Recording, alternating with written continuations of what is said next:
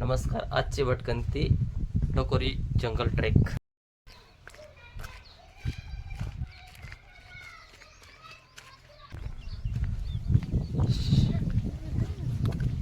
गावाकडून जंगलाकडे जाणारा रस्ता आपण पाहताय. आपण त्या जंगलामध्ये जाणार आहोत. हा संपूर्ण जंगल आज भटकंती करणार आहोत.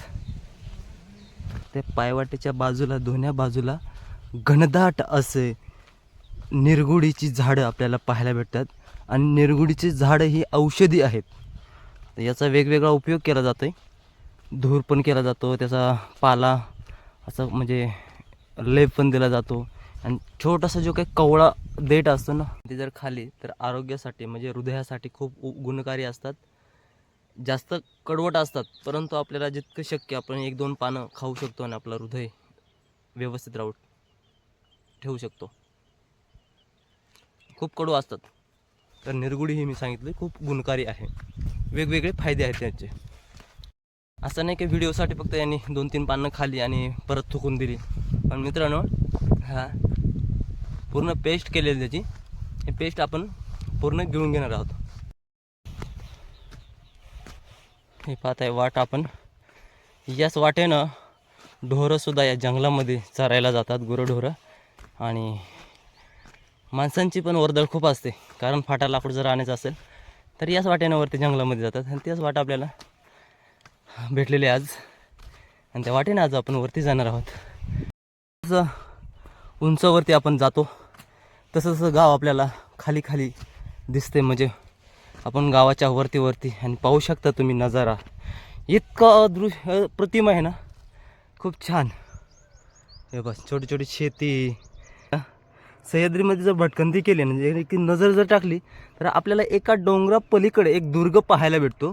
आता जुन्नर तालुक्यात 7 गिरिदुर्ग आहेत.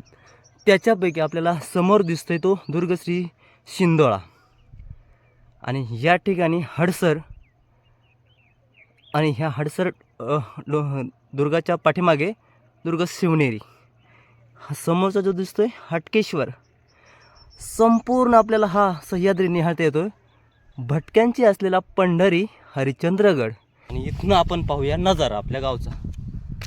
वा, आपण खाली पाहिले निरगुडी औषधी गुणकारी, परंतु या ठिकाणी जे काही आपण पाहत आहे, जे छोटे छोटे असे फुलं आलेले आहेत, त्याला गोंडे आलेले आहेत. खूप डेंजरस वनस्पती आहे. याला हात स्पर्शसुद्धा करायचा नाही आहे. याचं नाव आहे दातपडी, त्याला रामेटा पण म्हटलं जाते. हे खूप डेंजरस आहे. त्याचा स्पर्श, त्याचा पाला, त्याची साल वगैरे काय जर आपल्याला लागली किंवा हाताला जर लागली किंवा आपण त्याला चुरगळलं वगैरे तर ते सुजते आपलं अंग, म्हणून याला हात लावायचं नाही. आता हे तोरणाचं झाड तुम्ही पाहताय, तोरणं आलेले त्याला, परंतु ते कच्चे आहेत. जर पिकली ना खूप गोड आणि चविष्ट लागतात ते. याच वाटेनं आपण आता जंगलामध्ये प्रवेश करणार आहोत. ते हे घनदाट जंगलामध्ये.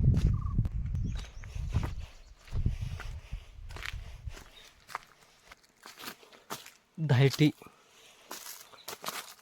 कशी फुलले बघा. धायटी हे जे काय लाल लाल फूल आहे ना,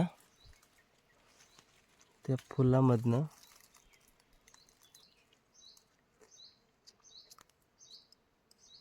एक नंबर.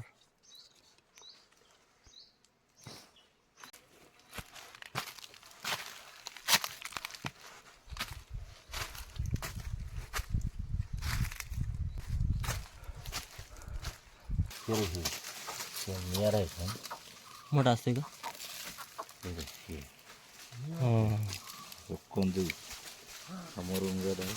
याचं नाव काय? कोंबडा म्हणजे कोंबडा. आणि याचा काय उपयोग? गुडघा दुखत असेल तर आपलं जिवंत पाणी, जंगलामध्ये जिवंत पाणी आपल्याला या ठिकाणी पाहायला भेटेल.